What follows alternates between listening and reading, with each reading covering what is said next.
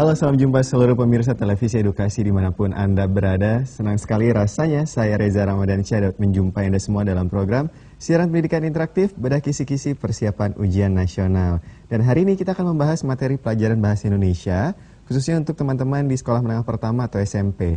Dan seperti biasa, saya tidak sendirian di sini, saya sudah ditemani oleh seorang narasumber yang akan bersama kita membahas materi pada hari ini, yaitu Ibu Eti Kuswandarini dari SMP Negeri 11 Depok. Langsung saja kita sapa Ibu Eti. Halo Ibu Eti, apa kabar? Kabar baik. Gimana Ibu? Sehat selalu ya? Sehat, alhamdulillah. Ya, hari ini kita baik, alhamdulillah. Ibu, hari ini kita membahas pelajaran Bahasa Indonesia. Iya. Mungkin Ibu ada sedikit gambaran apa yang akan kita bahas pada hari ini? Baik adik-adik, pada kesempatan kali ini kita akan mencoba nanti membahas untuk pantun, kemudian puisi, naskah drama, dan juga selain itu teks pidato. Oke, terima kasih Bu Eti. Ya, itu dia tadi sedikit gambaran dari Ibu Eti mengenai apa yang akan kita bahas pada hari ini. Dan teman-teman sekalian, saya juga mengingatkan kepada teman-teman yang ingin berinteraksi langsung dan memiliki pertanyaan, teman-teman dapat mengajukannya melalui layanan bebas pulsa kami di nomor 0800 140 3046 atau dapat juga melalui SMS di nomor 0852 83 86 8667. Atau teman-teman dapat mengunjungi Facebook kami di Televisi Edukasi. Dan bagi teman-teman yang tidak dapat menyaksikan tayangan ini secara langsung melalui televisi, teman-teman dapat menyaksikannya melalui live streaming dan juga mendapatkan soal-soal dengan mengakses video on demand di tva.kemdikbud.go.id. Ya, teman-teman sekalian, kita akan segera memulai pembahasan pada hari ini, tetapi kita akan mengawalinya dengan menyaksikan tayangan yang berikut ini. Silakan. Puisi peninggalan sastra Melayu lama. Puisi lama terdiri atas puisi asli dan puisi pengaruh asing. Salah satu contoh puisi lama yang merupakan peninggalan masyarakat Melayu adalah pantun.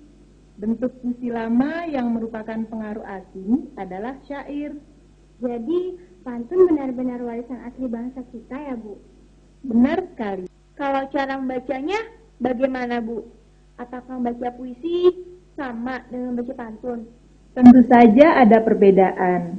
Tapi yang harus kalian ingat, saat membaca pantun dan puisi, kalian harus memperhatikan hal-hal sebagai berikut. Pertama, mencermati pantun, lalu membaca sambil menyanyikan. Kedua, mencermati puisi, lalu membacanya dengan penuh penghayatan.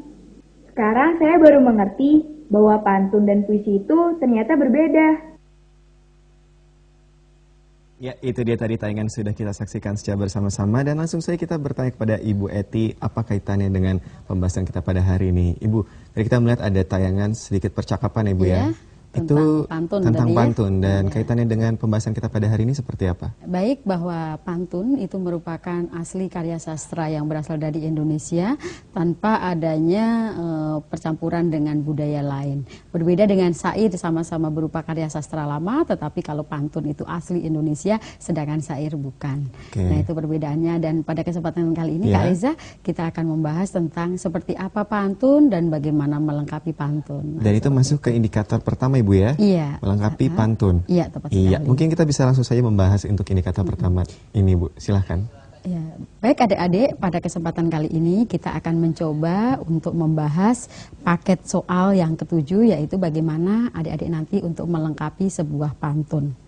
Nah, pantun itu merupakan salah satu jenis karya sastra lama yang asli berasal dari Indonesia. Nah, kita wajib untuk melestarikan ini. Dan ingat adik-adik ya, kita tetap harus melestarikan budaya asli Indonesia. Nah, untuk itu kita coba lihat indikator yang pertama, yaitu melengkapi pantun. Coba kita cermati pantun yang rumpang berikut. Jalan-jalan ke pasar Lempuyang, membeli kain barang sehelai. Jika ingin selalu disayang, nah ada titik-titik-titik. Ingat ya adik-adik, ketika menemukan pantun seperti ini, adik-adik ingat, ini kata terakhir yang ada di sana, yaitu di akhir, itu ada berakhiran ang. Kemudian yang kedua, larik yang kedua berakhiran dengan ai. Yang ketiga, ang lagi, karena ini disebut dengan pola rimanya harus sama. Ini A, sedangkan ini B, B. Nah, seperti itu. Nah, kemudian, larik yang tepat untuk melengkapi pantun tersebut, yang mana tadi kita coba lihat, sudah A, B, berakhiran dengan ai tadi ya. Karena berakhiran dengan ai, kita lihat ini berakhiran dengan A semua. Sehingga tidak mungkin itu berakhiran dengan A, tetapi berakhiran dengan ai. Oleh karena itu jawabannya tentu saja yang D di sini ya. Ini mohon maaf, ini A, B, C, D. Nah, seperti iya. itu. Nah, mengapa demikian? Kita lihat bahwa sebuah pantun itu merupakan salah satu karya sastra Melayu lama. Ini merupakan karya sastra Melayu yang asli ya, dan sampai sekarang masih dikembangkan. Mengapa masih dikembangkan? Ini merupakan budaya asli, terutama masih dikembangkan di Minang ya, dijadikan jika ingin melamar, ingin ada acara-acara adat itu memakai pantun untuk bahasa mereka. Ya. Kemudian di dalamnya itu mempunyai arti ucapan yang teratur serta di dalamnya pengarahan yang mendidik. Oleh karena itu sifatnya banyak sekali berupa nasihat-nasihat. Nah, selain itu juga di dalam pantun harus dipenuhi syarat-syarat pantun. Ini adik-adik di rumah. Iya. Mengapa harus ada syarat-syarat pantun? Karena pantun yang kita temui itu sekarang ini adalah pantun-pantun yang tidak memenuhi kriteria-kriteria yang ada karena tidak sesuai dengan syarat-syarat pantun. Yang pertama, pantun itu terdiri atas 4 baris. Ini Ya. wajib ya. Kemudian tiap baris terdiri atas 8 sampai dengan 12 suku kata. Mengapa nanti kita bahas ya. Kemudian yang selanjutnya 2 baris pertama itu disebut sebagai sampiran dan 2 baris berikutnya itu adalah isinya. Kemudian pantun itu lebih mementingkan rima akhir dan rumus rima secara kode abjad yaitu A, B, A, B. Nah, ini merupakan syarat-syarat pantun yang harus dipenuhi oleh adik-adik ketika melengkapi pantun. Nah, mengapa tadi jawaban kita adalah D. yang D? Nah, kita bahas sekarang bahwa pada puisi atau dalam, mohon maaf, puisi lama atau pantun ini berakhiran dengan ang. Ini sama. Karena pola rimanya tadi adalah A, B, A, B. Maka yang A ini harus sama. Berakhiran dengan ang, ini ang. Ini disebut pola rima A, A. Kemudian ini berakhiran dengan lai, ini juga lai. Sehingga ini B, B. Itu seperti itu. Sehingga pola rimanya A, B, A, B. Nah, Tapi untuk pola rima pantun itu sendiri apakah hanya berbentuk ABAB atau? Memang pola pantun sendiri memang hanya berbentuk ABAB saja. Jadi mungkin kalau dalam menjawab soal itu teman-teman juga langsung bisa melihat akhirannya Bu ya? Melihat akhirannya saja tanpa melihat depannya juga bisa begitu. Asal akhiran di dalamnya sama.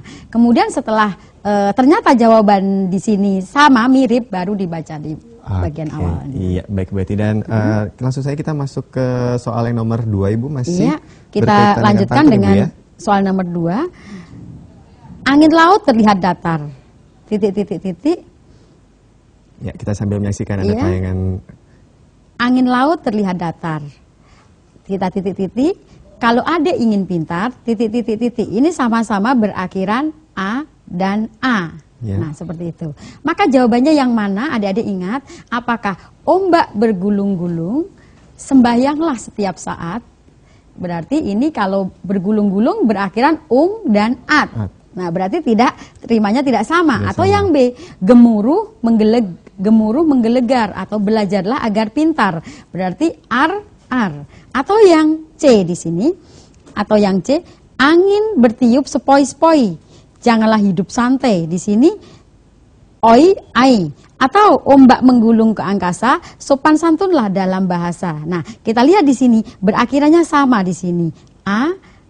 Berarti pola rima yang di sana tadi itu jawabannya tentu saja yang D. Yang D. Nah, seperti itu. Jadi cara menentukannya memang kita perhatikan di sini karena ini adalah rima atau larik kedua dan keempat, maka pola rimanya sama. Dan ini sopan santunlah dalam bahasa. Karena yang diminta apa tadi? Yang diminta adik-adik pahami bahwa angin laut kalau ada ingin pintar, sopan santunlah dalam bahasa. Nah, seperti itu. Itu isi dari pantun tersebut, Kak Riza. Iya. Baik, terima kasih Bu Eti dan teman-teman sekalian.